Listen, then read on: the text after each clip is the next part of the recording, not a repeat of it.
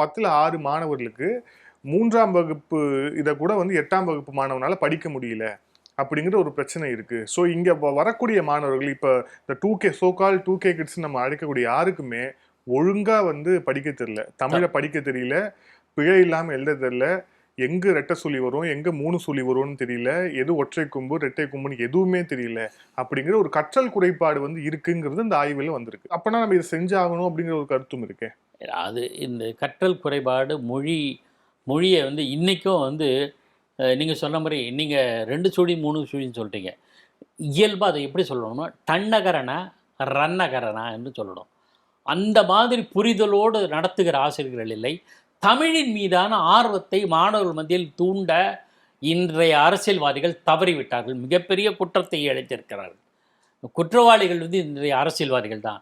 மொழியின் மீது அக்கறை காட்டாதவர்கள். அரசியல்வாதிகளோட போஸ்டர்லேயே பார்த்தீங்கன்னா தமிழ் தப்பாக தான் இருக்குது. இது இன்டர்நெட்டில் பல ஆண்டுகளாக இருக்குது. அரசியல்வாதிகள் நடத்துகிற நாளேடுகள் வருது ஏகப்பட்ட எழுத்துப்பிழைகள்.